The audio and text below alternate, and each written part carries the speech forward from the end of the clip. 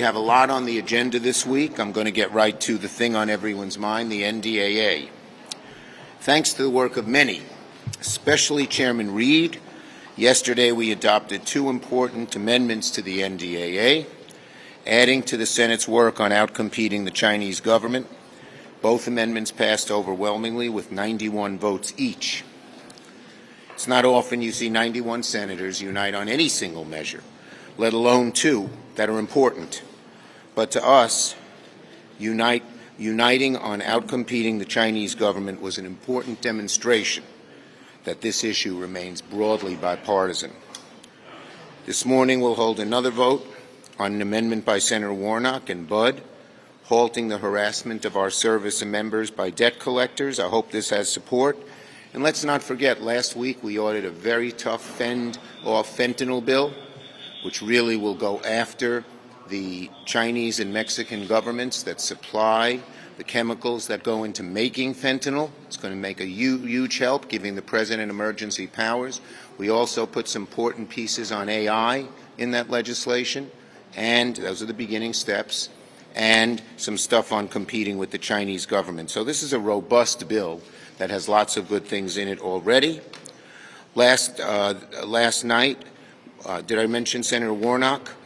They're going to hold another amendment vote on Warnock and Budd, halting the harassment of service members by debt collectors. I hope this will enjoy broad support as well.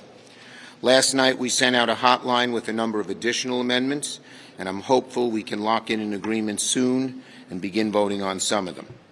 Since last Wednesday, the Senate's voted on 8 amendments here on the floor, adopted 7 more by voice vote. This is what people want, a real amendment process. That's what's happening, and I'm glad to say it's happening on a bipartisan basis. Finally, I will also keep working with Chair Reid, Member Wicker, Senator Shaheen, and many others on a second manager's package that will have more accomplishments both sides can embrace, and I appreciate the cooperation and good faith of my colleagues from both sides of the aisle. The NDA process in this chamber is a welcome departure from the chaotic, contentious, partisan, and often nasty race to the bottom we saw in the House. We wish to finish the NDAA as soon as we can. There's no reason for delay. Also, the anniversary of one of our largest accomplishments last Congress is approaching, the passage of the Inflation Reduction Act, one of the most defining legislative feats of the 21st century, one of the most important pieces of legislation that we've passed in 40 years, and the most important piece of legislation we've ever passed on climate change. Since the IRA became law, it's delivered on its promises. Inflation has gone down. It's about half of what it was at its peak. Medicare can negotiate the price of prescription drugs. Those prices are falling. And for seniors, insulin is capped and vaccines are free. On top of all these savings, we said the IRA would kickstart the era of affordable clean energy, countless good-paying green jobs, and that's what's happening. Thousands and thousands of jobs in so many parts of the country, and these are jobs of the future. When your son or daughter gets a job in one of these new industries, you say it's going to have a great future, and even my grandkids can work in there. It's a big change in America. We're restructuring, in some real ways, the American economy to have a bright future with more jobs, more good-paying jobs, and, of course, reducing the amount of carbon that goes into our atmosphere. So we're very excited about the IRA. It's delivered. It's going to continue to deliver. And let me call on Senator Reid. Well, thank you very much, Senator Schumer. The NDA is critical to our national defense and to our military readiness, and we continue to make real progress with an open process that has added amendments from both sides. The result is a bipartisan NDAA that includes an historic 5.2% pay raise for our troops and defense civilians. It addresses the long-term, multidimensional challenges posed by China, Russia, and other adversaries, and it's a priority of both parties. I want to commend Chairman Tester for leading the bipartisan effort to protect American farmland and food security from foreign adversaries. He and Senator Rounds worked together, and again, we are open to good ideas from all sides. The bottom line is Congress has a constitutional duty to provide for the common defense. In order for our troops to achieve their missions, Congress must fulfill its obligation to pass a responsible NDAA. Thanks in large part to Leader Schumer and my colleagues on SAS, including Senator Shaheen, we've got an NDAA here that makes our country safer and stronger. We're laser focused on policies and platforms that will prepare our troops to win real wars, not partisan cultural wars. But one major obstacle remains. The senator from Alabama is blocking military promotions and harming military families. Senator Tuberville and his Republican backers are suppressing the promotions and pay of honorable servicemen and women who have nothing to do with the policy at hand. They seem to think it helps them score political points with the MAGA crowd, even though it hurts real people. The senator from Alabama should end this outrageous blockade immediately.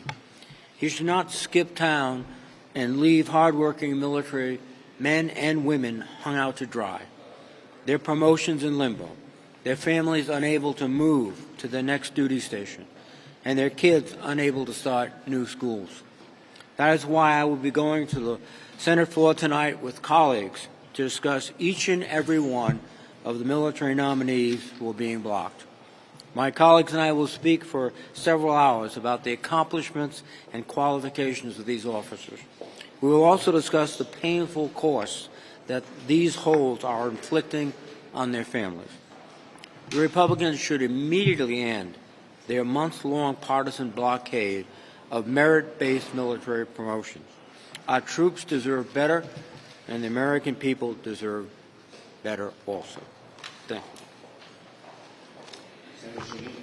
Thank you, Senator Reid and Senator Schumer. I'm pleased to be here to support the NDAA. This is a bipartisan bill that came out of the committee with a strong bipartisan vote, thanks to the leadership of Senator Reid and Senator Wicker. I'm pleased that we're seeing that bipartisanship continue as we look at amendments on the Senate floor. It's a bill that invests in our defense and national security priorities, and for me as a senator from New Hampshire, it invests significantly in the Portsmouth Naval Shipyard, in our P's 157th Air Refueling Wing, in the KC-46 tanker, in priorities that we have in New Hampshire that are critical, including our defense industrial base. So I think it's important for us to pass this bill for those two reasons, but most important, after 6 decades, it's critical that we pass this legislation because it sends a message again, both to our allies, to our adversaries, and to our constituents, that Congress can work together, that the Senate can work across the aisle in a bipartisan way to get things done that are in the interests of the United States and our constituents. And for that reason, we are going to pass this bill this week and send it on to the House, and hopefully the House will take it up, drop some of their extreme positions, and we will get a bill that can benefit the American people. Thank you. Thanks, Gene. Yes, sir. I saw you reposition yourself.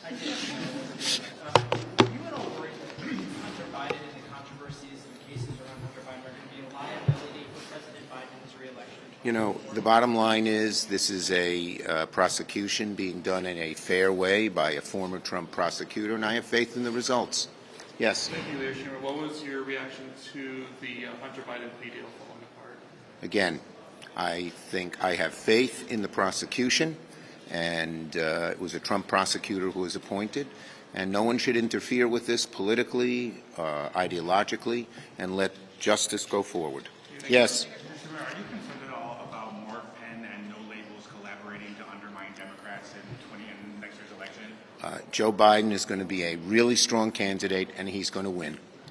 Yes? I don't know if you saw right before you came to the podium that Leader McConnell stopped talking and abruptly went to his office and says he's fine, but any concerns about his health? Noticed anything? I always wish Leader McConnell well. Yes?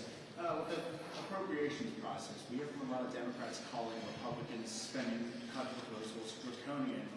In the House you're talking about. Correct. Let's not. The House and the Senate are worlds apart when it comes to the appropriations process. But one thing the House Republicans want to do is return those levels in 2019, non-discretionary, non-defense levels. What's wrong with that number? The bottom line is, I think that we had an agreement when it came to default. All four parties agreed, and within a week, House Republicans abandoned that agreement. The way to make this work is do it in a bipartisan way, like we are doing in the Senate. If you do it in a partisan way, you're heading to a shutdown. And I am really worried that that's where the House Republicans are headed. Yes. What's your reaction to Speaker McCarthy showing support for an impeachment inquiry into the President and the House, and how will voters react? It's absurd. Yes. What's next on Congress action on climate change a year after the IRA is passed? Well, there are lots of things we're trying to do administratively. You probably read about some in FERC, where we're working to get a number of good things done. It's very hard with a House that passed an H.R. 1, which is so anti-environmental, to get things done, but we're going to look at every aspect where we can succeed to get things done environmentally in the Senate. Thank you, everybody. Thank you. Still pass the NDA tomorrow?